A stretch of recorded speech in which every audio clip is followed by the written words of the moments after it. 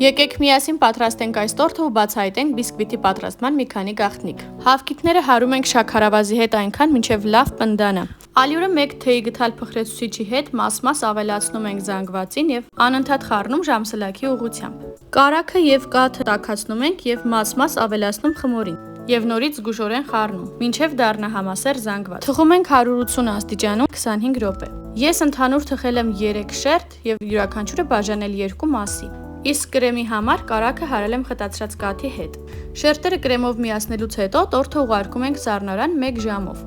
Զարդարելու համար պատրաստել եմ գանաշ սերուցքով եւ շոկոլադով, որի պատրաստման մանրամասները գրել եմ ներքևում։ Սառնարանից հանելուց հետո տորթը պատում ենք գանաշով, իսկ զարդարելու համար ես մի փոքր գանաշից վերցրել եմ եւ ավելացրել սննդային կանաչներ։ Վերջում զարդարել եմ ըստ թեմատիկայի եւ շատ համեղ տորթը պատրաստ է։ Իսկ դուք թողեք ձեր կարծիքը, պահպանեք բաղադրատոմսը եւ չմոռանաք հետեւել իմեջին։